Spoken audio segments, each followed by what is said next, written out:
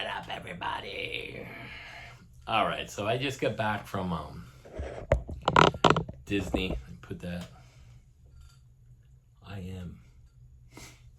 It's a No BS channel. Thank you, everybody, for subscribing. I was at Disney. It's kind of fun and isn't kind of fun. It's a lot of work with a 9-year-old.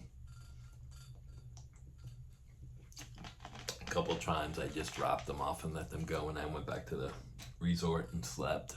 Then I went to Great White. So somebody asked me to do something on sound and my recording process and my thought process on that. And I'm going to talk about this because it's a good segue into what happened at Great White. They sounded like shit. Bad shit. And I could have fixed the sound for them in 5 minutes. But I'm not gonna. It's not my job. And from the moment we got there, Brian's my drummer, and he's been friends with their drummer Audie for probably 10, 12 years, somewhere around there. They're friends. You know, Audie sent him his all access pass for the tour through the mail himself, not the tour manager. They're friends. So, and he was very cordial. Now he's 65, 67, playing drums every night. So I understand he was tired, but also I understand that whoever's booking your flight so you're not getting enough sleep is doing a poor job. How do I know that? Because I had tour managers. Before I went in, seconds before, I was on the phone with Gary Orman.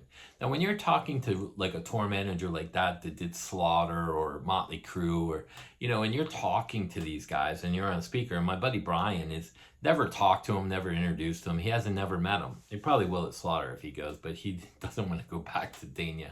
We'll get into that story. So here's Gary Orman, big tour manager. Talks to me very nicely, respectful, cordial, like he's my brother.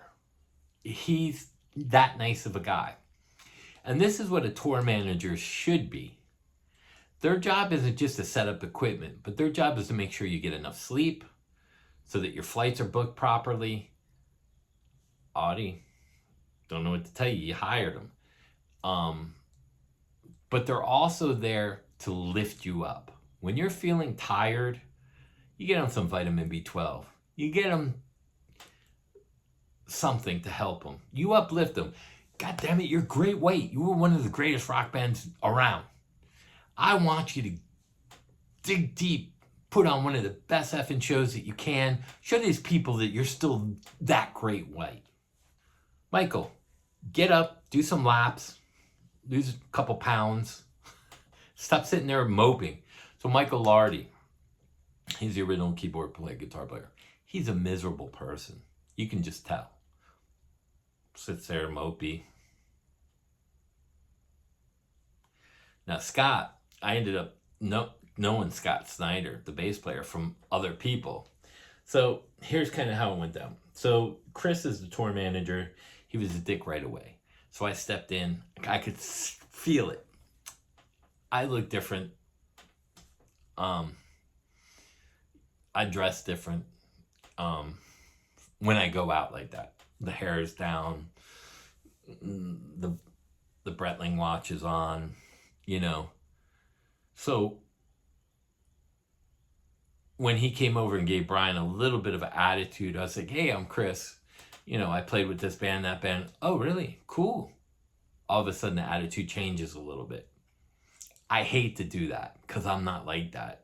I'm a very humble, nice guy. My hair is up. I treat everybody the same. I go to the bathroom, take a shower just like everybody. If I don't wash, I stink. I'm a human. I'm no better than anybody. That's why I don't like YouTube and I get angry at what I see, because some of these people think they're better than they are. Some of these rock stars think that they're better than other people. I don't go around talking and telling everybody about my net worth and this and that and who I play for and how many Grammys I got. But I have. In this instance, I did. So Eric was there. And Eric, I talked to Brett. Brett Carlisle is the singer for Great White. As soon as I walked in the room, bro was, hey, man. He's a very, very personable person. I like him a lot. So much that I told him. He says to me, oh, we're going to go heavier. Heavier? No. And then he looked at me like baffled. Why? There's no money in that. Let me write you a country song. Cute boy like you that can sing like that in a pair of Wrangler and a hat with a little twang. The girls will go ape shit. I'll make you a superstar. Don't do that.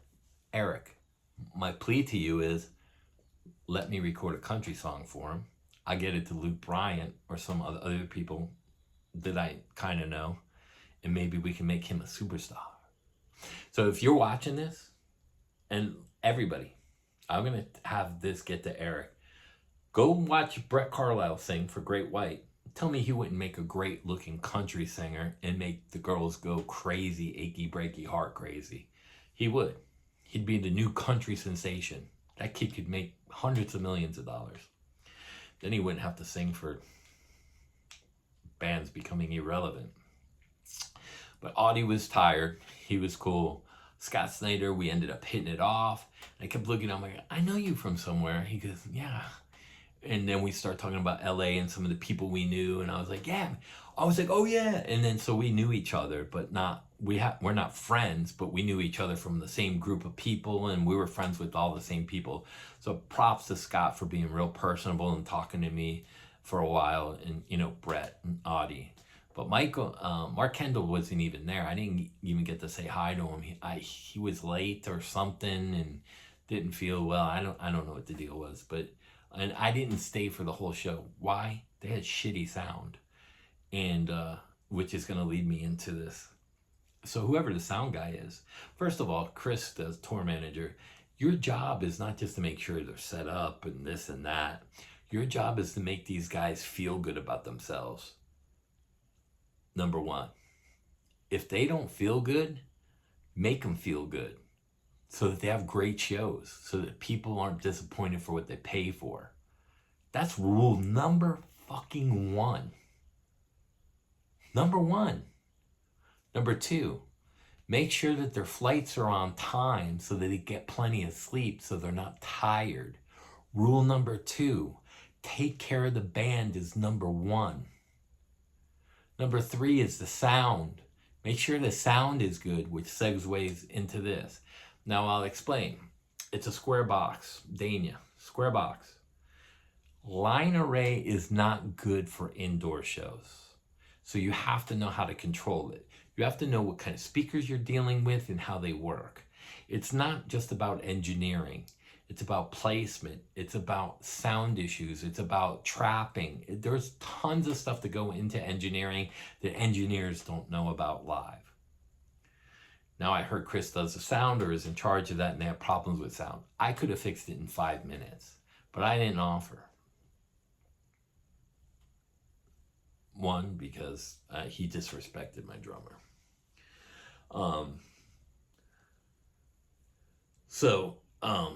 We won't get into that, but he went to say bye to Audie, and because Chris said that he's not allowed over in that area, even though he has an all access pass given to him by the drummer, they almost arrested him. They escorted him out when he was, Audie, hey, you gotta go. We're walking you out. I'm just saying bye, and then I'm leaving. And Audie waved at him and stuff, and so I don't know what was going on, but it was disrespectful. And I'm not gonna say I'll say it. If I was Audie and I saw that, I don't know if he saw it because I wasn't there. I left. But Chris should have never said they're not allowed in this area or he's not allowed in this area, because then you're allowing security to do their own thing without protecting friends. Again, now Scott Snyder had a friend there that was friends with him for 30 years. He wasn't allowed in those areas.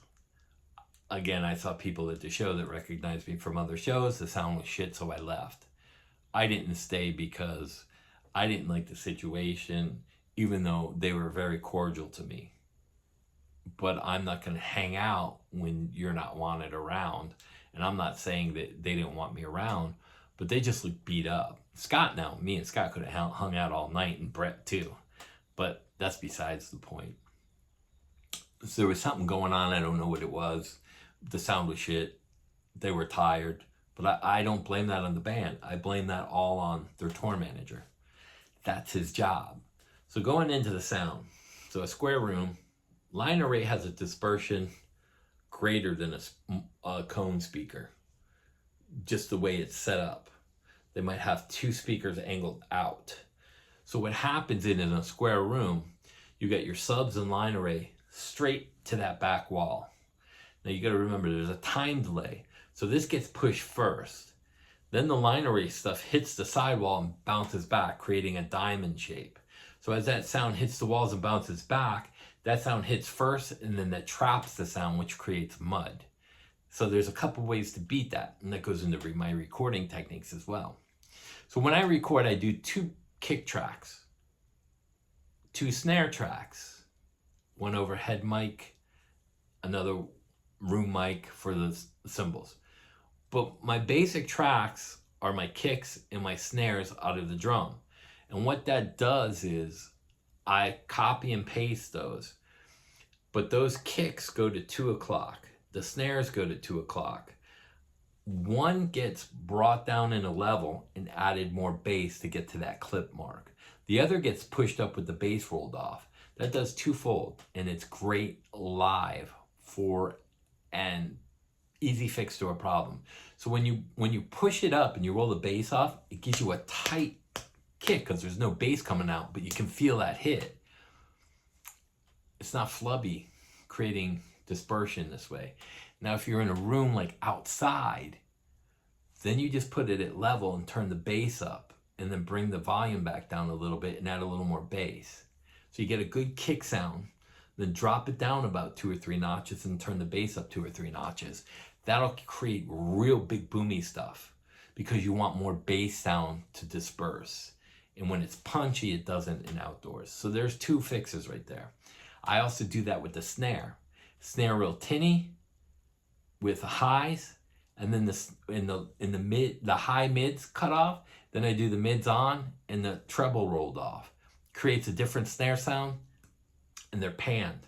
And when they get mixed together at the same volume with different effects. That's another trick I do. Now, you can do that with 2 mics live. So I have 2 mics inside a kick drum. Huh? Yes. 1 mic for the boominess, 1 mic for the punch. That's how you eliminate bad sound. You do that 2 snare mics. 2 snare mics, same thing. 1 tinny with the highs. You can mix them through both channels.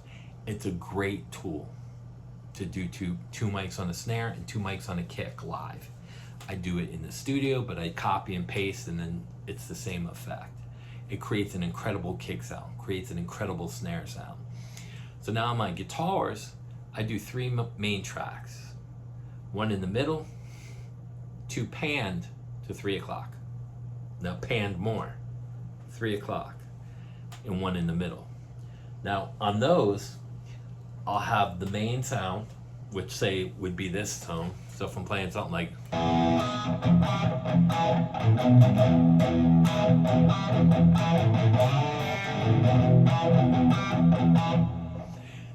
that, that's my main channel. Now on the 2 ones that are panned, I play the same thing again.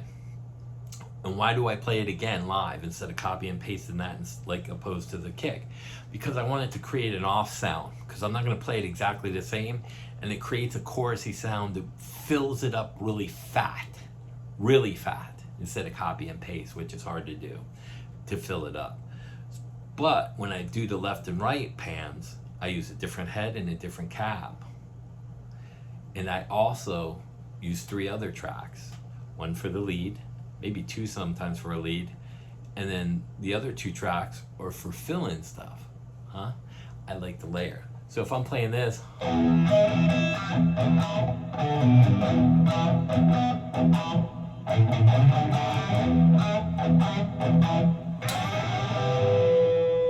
might do a slide up and layer it.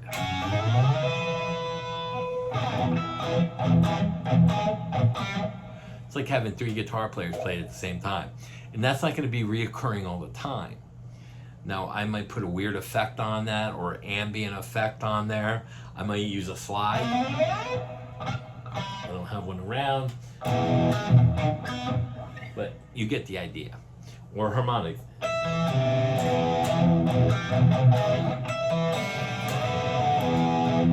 It creates a lot of sound, melody, harmony, and everything. It's great for hooks. Def Leppard does it. It's great. Then it leaves a lot of room for the vocals because you're not using a lot of chords. So the vocals can open up and hit a lot of different notes in that key. So that's really good. And then I'll use keyboards.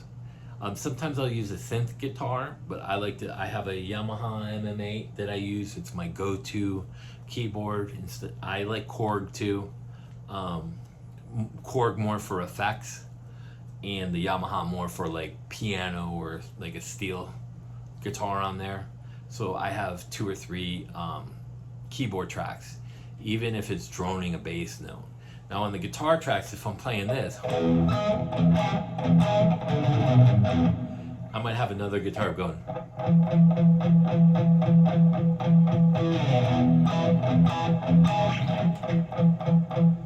Or something clean going. Something like that. Whatever it is. But that's enough of the playing, but that's what I would do. I layer a lot. Now I have 3 guitar main tracks, 2 or 3 fill-in tracks, and maybe 2 lead tracks. So that's a lot of tracks for the guitar. Now the bass is the same way. I do 2 bass tracks. I don't copy and paste that either to create fullness.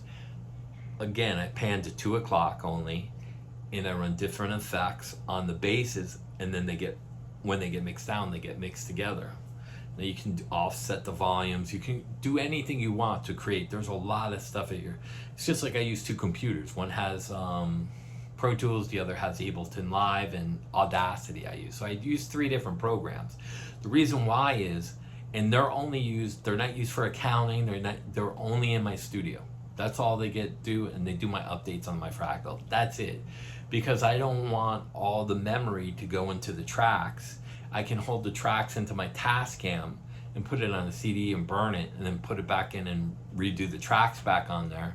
Or I can store them inside the Tascam, and it doesn't take away from the processing of any of the programs. Hence why I have 2 different or 3 different programs on different computers. That's another trick. Not storing and eating up your memory so that they function at a high level when you record. And I usually use those just for mixdowns. Again, a good mic is only as good as your preamp. A $20,000 mic that's sitting over there from Germany isn't going to sound good running through Scarlett. Now you have to take, for instance, the thought process of this. If you go to Sunset Studios or Criteria or any of these major studios, whoever's around anymore, you're gonna see boards. There's no one using Scarlett and Apollo in there. They don't have that shit in those studios. But these guys are gonna recommend this shit on YouTube. That's not how professionals record. I don't record that way. And we'll call this part 1, because I'll let you hear some of my recordings on part 2. Maybe I'll do an acoustic guitar track or something. Hence why I have Turbo Sound 15s that are 2,500 watts. So I got 5,000 watts in a 12 by 12 room, and another 4,000 watts in subs. Why so much in a room? The more amps and watts you have at a lower volume, you can turn it up and have more power at a lower volume that's not eating up the power inside the speaker in the magnet, and you're actually letting the speaker do its job. So at a lower volume, I get a really big sound, and that's how I mix down. I also have like a 50-inch screen up here, not 3 or 4 different screens. And I have junction boxes to hook, when I hook my laptops up, they're both up and both programs are on, but they're going through each one independently when I run. And I can show you the monitor when it's on. I can show you now. It says no signal. Let's see. It's a 50-inch. There's one of my laptops with my pick thing there. There's the speaker, 15. I knew that was going to happen. It's going to go down. That's my whole recording process and my thoughts on it. Now, between the Tascam and my mixer board and bouncing tracks, I probably have 100 tracks between the both of them. Plus Pro Tools is probably another. I probably get access to 500-600 tracks if I needed it. I don't ever use that, never will. Never tried to do that, but that's like the biggest thing that I can say about the recording and stuff. Now, the reason why I use Fractal is I like Fractal. Everything's at my fingertips. Now, when you go in and you carry a pedal board, you're limited to whatever it is. So, like, if I use a PV amp and I have different effects, I have to have a huge pedal board when I can have that all in my Fractal. Now, I will say that the night before, I saw Great White. They were using Kemper, and it sounded like shit. So Kemper's only as good as your sound engineer.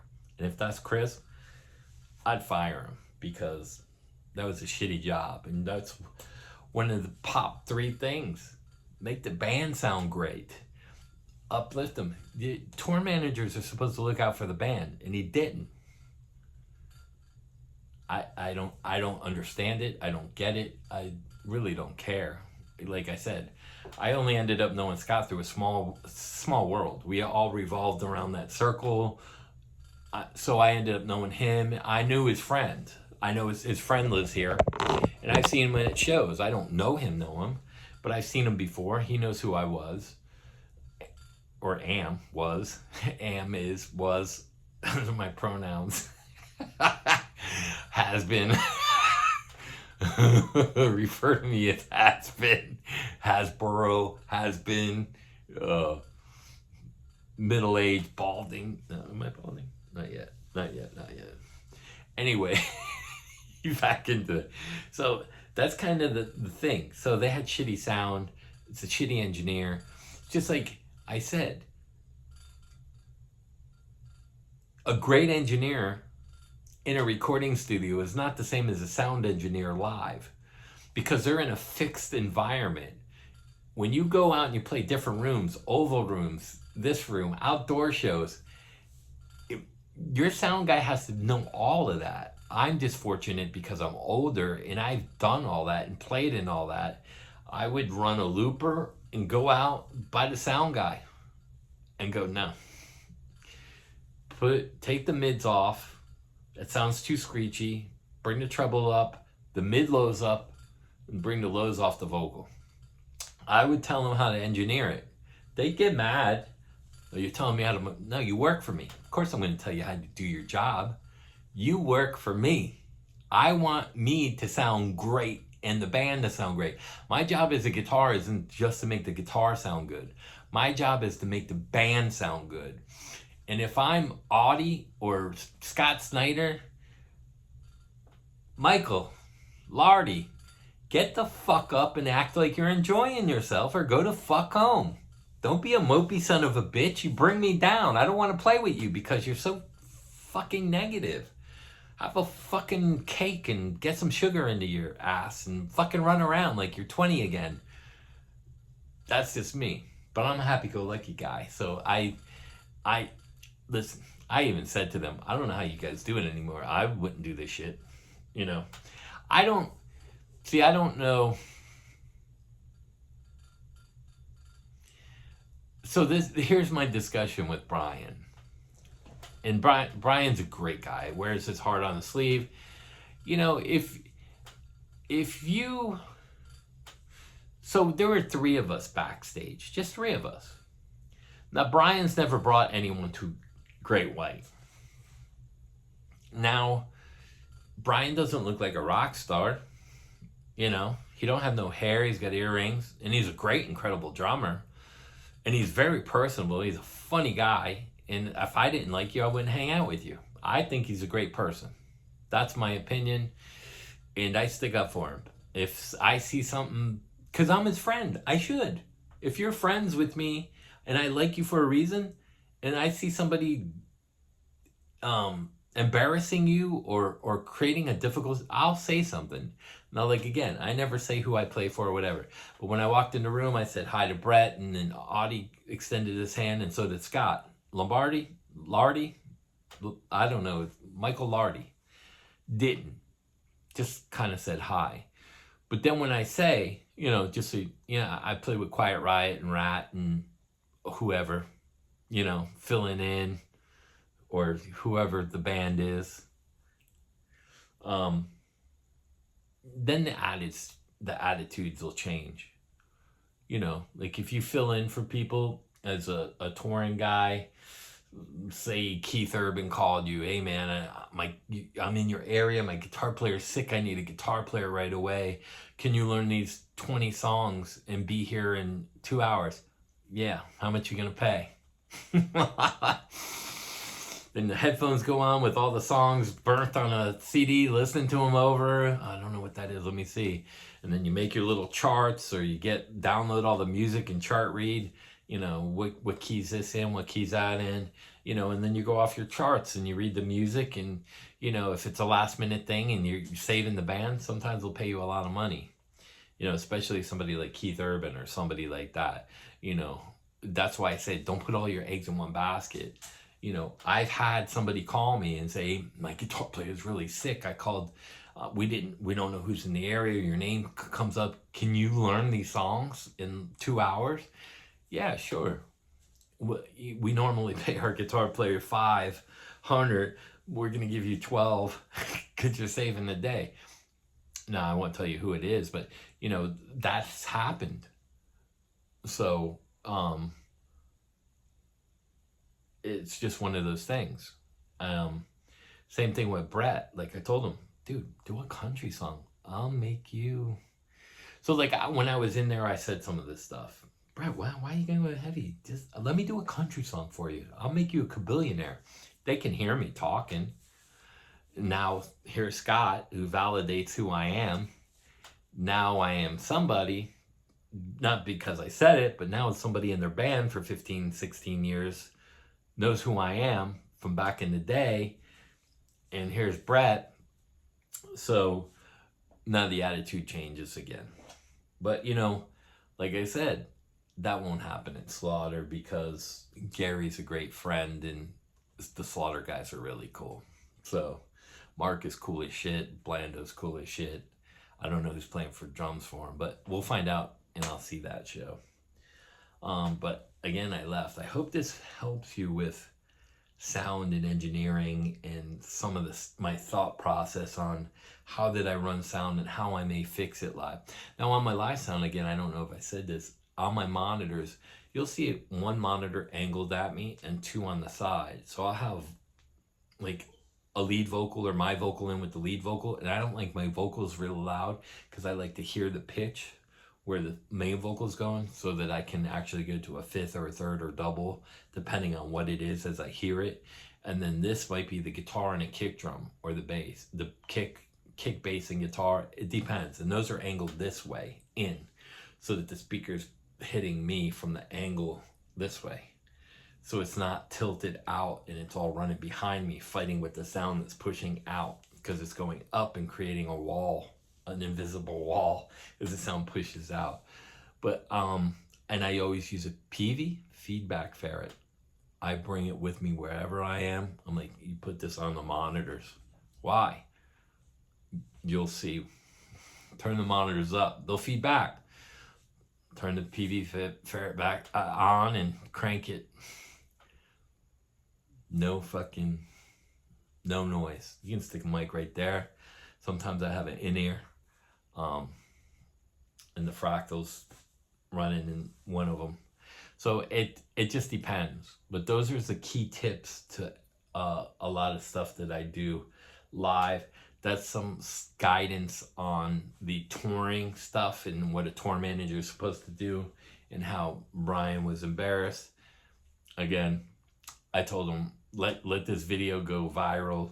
Let people know what's out there. Truth, baby. So, and again, I'm not going to sugarcoat it. It is what it is. They were all there. What, are you going to say I'm lying? No. But that's how it is sometimes. That's how it goes. Um, I don't know if I'm going to put out the other video about the music industry. I was told not to. But I will tell you one thing about it. So I get asked by VH1, why did records cost so much back in the 80s, 90s to make? You know, like Def Leppard, Aerosmith, your band. It was millions and millions of dollars, 16 million, 15 million, 10 million. It's because they give you a black card from the record label. Have fun, go do it. You see, they sucker you in, and then you owe a lot of money so they don't have to pay you. It all comes off. You gotta work that up. So I got a signing bonus back there because it was in the early 80s. But bands now, they call them advances. Here's an advance on your record. But if your record doesn't do good because all the fine print, you didn't do 4 million streams, you didn't do this, you didn't do that. But we'll get into that part. So you have runners standing here. It's a person, usually a guy. He stands there. If you're a girl vocalist, you probably have a girl runner. But you have a guy standing there. Each member has a guy called a runner. What's a runner do? See, this is the shit they don't tell you. The Rick Beatos, the Tim Pierces, the Rhett Scholes. Because they're not gonna. They're just not gonna. Me, I don't give a shit anymore. So you tell this runner, yeah, I feel like drinking. Drummer's screwing up the click track and I need a bottle of vodka. Within 5 minutes of sitting by your side. Usually you're sitting in the loft watching TV. Some of these, like Criteria, we used to put, like Collective Soul was doing their first album. I think I was on my third. And yeah, they're playing basketball and it depends who's there, who you're mingling with and stuff like that. You know, so you look at the runner, hey man, can you give me some, I need some white. You're gonna go skiing. 5 minutes later, you got a ball there. I need some weed. I need 2 blondes. 5 minutes, it's all there. This is how you rack up a lot of money making a record. It's not the recording process. It's all your bad habits. And those bad habits have consequences. That consequences, it eats up all your money. So you end up a broke artist. And who makes out? The bank, the record label. So there you go. That's part of what I've already said and got in trouble for. I actually said at Steven Tyler. He could tell you more about that. But anyway, that's some of the recording processes and stuff. And again, get rid of the Scarlett. Get rid of the Apollo. No more interfaces. Who uses an interface at a real recording studio? Nobody. It's an analog board. So here's part of that. See that amp there? Sounds good, right? But what's wrong with it? Nothing. But can I make it sound better? Yeah, how? Better tubes? Not really. Tubes really don't do shit for you. That's a misconception. Now the transformer that harnesses all the power and energy, that will make a difference. Why? It's holding all the stored energy from the amp. It's the power supply. It's the biggest thing that pushes all that power out. Heats up the tubes, does a lot of stuff. And a speaker cabinet. Speaker cabinet. You got two slant, you got a slant cab, you got a straight cab. Straight cab, all the speakers are angled like this. The speaker is round, so you have this radius going all the way around. Those speakers on the bottom hit the floor and create air push. That's why fractals get bad raps, because they're using monitors pointed up. Never hits the ground and creates that air. Cabinets do. So if you had a 15-inch powered speaker, you put it on edge in front of you, straight up, and then put your 12 angled at you, you'll create the same feeling as a 4x12. Trust me. So these are little sounds and tidbit things and tips and tricks of recording and guitars. You know, same thing like I was talking like that. Even if you rewired an amp in some parts of the amp and use a heavier gauge wire so that the current can flow better instead of a little cheap wire, that makes a huge, huge difference. Pots in a guitar, the windings of a coil of a pickup, All that stuff makes a big difference. It does. Now, what pickups do I like a lot? Motor City makes some big, really nice pickups. The Kiesel pickups are pretty good to me. The pickups in the Gibson 120th anniversary are unbelievable. The DiMarzios in this, I don't know what they are. In the Ibanez sound great. And again, going into the Fractal, it's like having a head, a cabinet, and a pedal board system. You have to EQ everything and go into every single pedal, every single frequency and dial, and EQ it the way you want it. It's not just gonna sound good. Like I've seen Rhett Scholl videos where my problem is with these pedal boards, they sound like junk. Yeah, because they'll get sued if it sounds like the amp that they're actually pushing. They can't do it exact.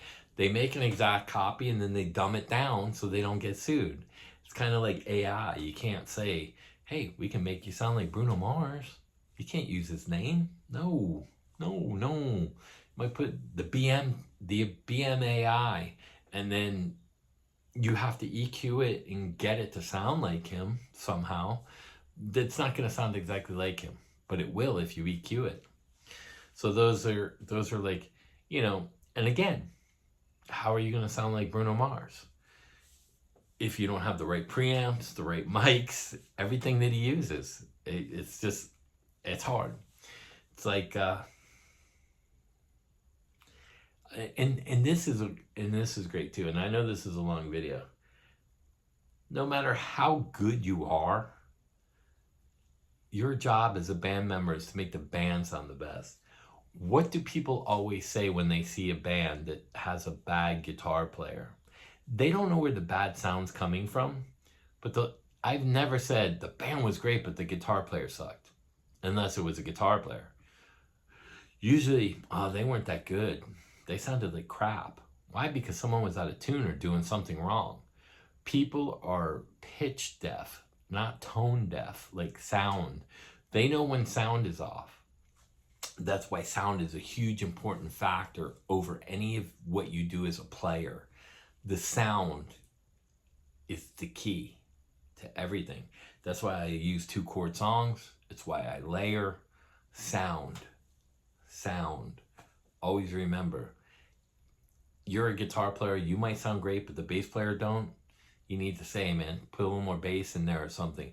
Why? You need a good sound engineer. You need somebody to listen for you. Go out in the audience when the show starts and there's a lot of people, so that you can hear the difference as the sound is absorbed by the people in their clothing and stuff.